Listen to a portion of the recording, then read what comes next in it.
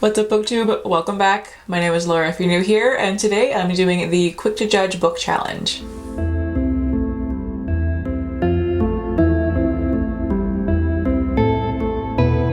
This challenge was created by Book Binge, but I was tagged by Laura over at the Reading Mushroom. I will leave both of their videos down below, so definitely go check them out. But basically this challenge, you just grab 10 books off of your shelf that you have not read yet.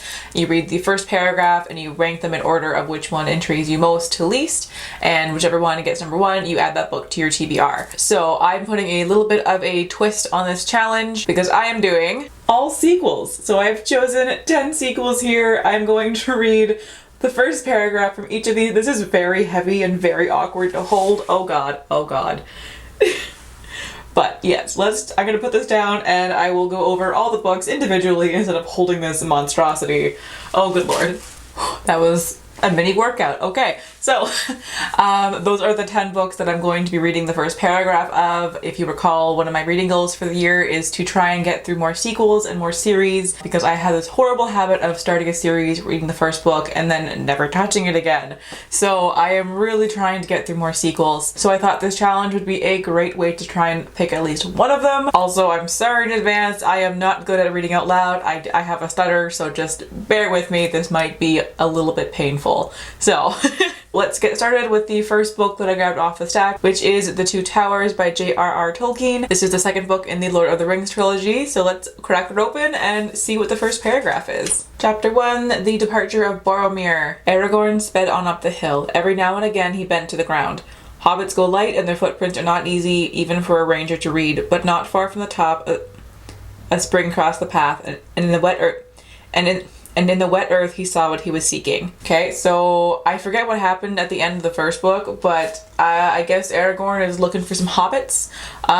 Overall, not the most intriguing first paragraph. I know that The Lord of the Rings is like meant to be one big book, so this is literally just picking up right where the last book left off, but not the most intriguing first paragraph, so this one I think will probably be on the bottom. Book number 2 is The King of Crows by Libba Bray. This is the 4th book in the Diviner series, and if you can tell by my bookmark, I did actually start this one once and I was not in the mood for it. I was reading, I think, The Devouring Grey at the same time, and I was just not in the mood to read 2 ghost books at once, so I put it down and I have not touched it since then. So whenever I do read this book, I'm going to start from the beginning. I didn't get very far. I got to page 8, so I can just take that book right there actually. So let's see what the first paragraph has to offer. This is tiny font. Oh my god, I see why I put this down. On the last day that the town of Beckettsville would ever know, the weather was so fine you could see all the way to the soft blue skin of the horizon. The land in this part of the country was beautiful. Tall wheat tickled the spring air, fat maples offered summertime shade. There was a fine-looking main street boasting a post office, a hardware store, a filling station with 2 gasoline pumps out front, a grocery, a pharmacy, a small hotel with a downstairs cafe that served warm apple pie, and a barber shop whose revolving a red, white, and blue pole thrilled the children, a daily magic trick. So that is the first paragraph of this book. I'm intrigued. I obviously know what this series is about, and the first paragraph of these books are always fantastic. I like that it kind of tells you that like shit is about to go down in this town because it's the last day that they will ever know. So it really like draws you in and makes you wonder like what's about to happen. If you've read the series, then you probably know what's about to happen. But this one was pretty good, so I'll put that kind of in the middle for right now. Number 3 is The Girl in the Tower by Katherine Arden. This is book 2 in the Winter Night trilogy. I read book 1 like a year and a half ago now, and I haven't gotten around to book 2 yet, so I've been meaning to. I loved the first book so much, but I am again just terrible at sequels, so let's see if book 2 can intrigue me. A girl rode a bay horse through a forest late at night. This forest had no name. It lay far from Moscow, far from anything, and the only sound was the snow silence and the rattle of frozen trees. Ooh, okay, that's fun. Katherine Arden's writing is like very atmospheric, and I think that the first paragraph of this book really like puts you right in that setting immediately. Like, it immediately paints a picture in my head of this like frozen forest, very quiet and dark and mysterious, but it is less descriptive than The King of Crows, so I think this one will go below that one, but above The Two Towers. Number 4 is Thunderhead by Neal Shusterman. This is book 2 in the Arc of a Scythe trilogy. Again, loved the first book. It was fantastic. I'm just very intimidated by large chunky books, and this is definitely one of them, so I haven't gotten around to it yet. But let's see what the first paragraph is. Chapter is called Lullaby. Peach velvet with embroidered baby blue trim. Honorable Scythe Brahms loved his robe. True, the velvet became uncomfortably hot in the summer months, but it was something he had grown accustomed to in his 63 years as a scythe. So this doesn't tell me a whole lot about like what's gonna happen. It's just talking about his clothes, so like I don't really care that much about the robe. But so this one I'm going to put in last place so far. Blood and Honey by Shelby Mahurin. This is the sequel to Serpent and Dove. I kind of enjoyed this book. I didn't hate it, but it wasn't like what I wanted it to be. I am obviously still planning on carrying on as I own the second book, but yeah, it wasn't like my favorite thing, but I didn't dislike it. So let's see if the first paragraph can pull me in at all. Ooh, there's a map in here. And our first paragraph is just dark clouds gathered overhead. That's all we got. That is not a very intriguing first paragraph. So probably gonna go in last place for right now. I'm very sorry, Blood and Honey. I will get to you eventually. Fierce Like a Firestorm by Lana Popovic. This is the second and final book in the Hibiscus Daughter series, I think it's called, or duology, I guess. The first book was Wicked Like a Wildfire, which I adored. Also, like, this cover. Hello? Wow. The first book I read probably about 2.5 years ago now. This is how bad I am at sequels. 2.5 years ago, I read the first book, and I have not gotten to book 2 yet. I've owned it the entire time, never touched it. So let's take a look. Oh my god. Okay, the first paragraph is just baby witch in quotations. That's it. That's all I got. Oh geez, that one is even less intriguing than Blood and Honey is. So, last place for this one. The Storm of Life by Amy Rose Capetta. This is the sequel to The Brilliant Death, which I adored and for some reason have not gotten to yet. This book has been on my TBR since I started BookTube, and I still haven't read it. Like, what is wrong with me? I'm the worst. I did start it apparently. I forgot about that. I got to page 20 and then I didn't feel like reading it anymore, so Jesus Christ, why am I like this? When I was a little girl, my father's tours of Analia carried him far from home.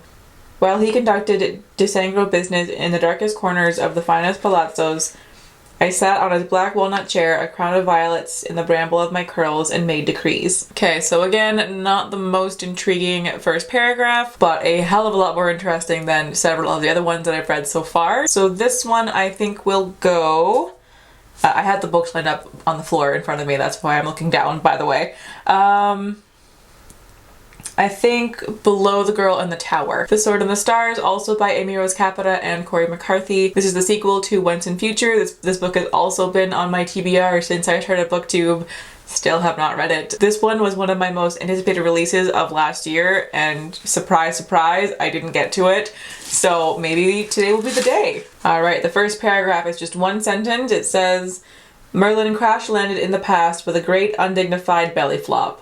Nice. Okay, I like that one. I like that one a lot. Yeah, this one is definitely going in the lead so far. I think that's, like, first of all, hilarious, but also, like, he landed in the past. So, like, that is by far the most interesting thing that I've read so far. Surprisingly, I do remember what happened at the end of the first book. So they have gone to the past in the next book. And I'm so excited to read this one. So I think this one's going in first place so far. Second from last is Chain of Iron by Cassandra Clare. This is book 2 in the Last Hours series.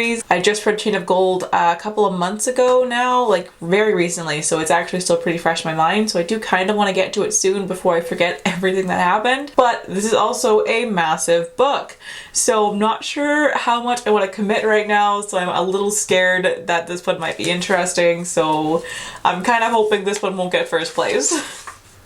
Oh, it's signed. I forgot about that. It was strange and novel to have a human body again, to feel the wind stirring his hair or the cold particles of snow stinging his face as he made his way along the cobblestones, to swing his arms and measure the new length of his stride. Ooh, that was good too. Uh-oh. I think Sword in the Stars might have some competition. That one was actually really good. Shit, I don't want to read this book right now. It's so big.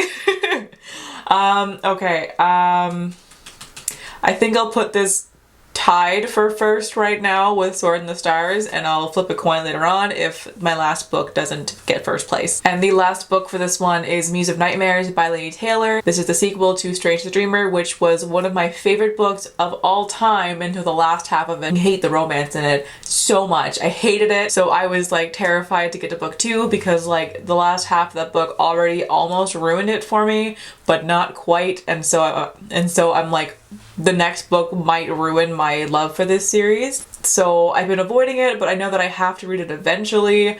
So let's see if today's the day. Cora and Nova had never seen a Mesarthim. I don't know what that is. But they knew all about them. Everyone did. They knew about their skin. Blue as sapphire, said Nova, though they had never seen a sapphire either. Blue as iceberg, said Cora. They saw those all the time. They knew that Mesarthim meant servants, though these were no common servants. They were the soldier wizards of the Empire. They could fly, or else they could breathe fire, or read minds, or turn into shadow and back. They came and went through cuts in the sky. They could heal and shapeshift and vanish. They had war gifts and impossible strength and could tell you how you'd die. Not all of these things together, of course, but one gift each, one only, and they didn't choose them. The gifts were in them, as they were in everyone, waiting. Like an ember for air, should one only be so lucky, so blessed to be chosen. Also pretty good. That tells me quite a bit about the world. Oh, did I start this book? I did. I have a bookmark in here. Apparently I started this. Oh, that's where that bookmark went. I've been trying to find this for like so long. Wow. I suck. This one. Okay, I think I'm more intrigued by Chain of Iron. So this one will go, I guess, in third place, which means I have to make a choice between these two books here, and I don't know which one to pick. I want to pick this one because honestly it's shorter. Merlin crash landed in the past with a great undignified belly flop. Or it was strange and awful to have a human body again, to feel the wind stirring his hair and the cold particles of snow stinging his face as he made his way along the cobblestones, to swing his arms and measure the new length of his stride. Oh, these both sound so good. Why do they have to have interesting first paragraphs? Just making my life difficult. Okay, I am like, honestly, these are both tied for being the most interesting, so I'm just gonna make my life easier and I'm gonna pick Sword in the Stars by Amy Rose Capetta and Cori McCarthy. I really can't pick, so we're just gonna do that. Okay, so here is the final ranking. Yes, they're on my floor, don't judge me, but I am not picking those books up again. They're way too heavy. Yeah, so Sword in the Stars, here we go. I'm so excited to finally read this book. It has been so long, so freaking long. But yeah, thank you all so much for watching. I forgot to pick people to tag for this, so if you want to do this video, consider yourself tagged. This was a very fun challenge. I honestly, most of these books I haven't even thought about picking up in a very long time, so it was nice to at least take them off the shelves for once. They will all get rid eventually, I just have no idea when, so. But in the meantime, this shall be my read for right now, so wish me luck. Thank you again to Laura for tagging me in this video, and feel free to tag me in things whenever you want to. Just let me know that you've tagged me. Drop me a comment or a DM on Instagram, and I will definitely do whatever you tag me in. I love tag videos. But that'll do it for today's video, so thank you all so much for watching. I hope you're having a fantastic day wherever you are in the world, and I will catch you in the next video. Bye!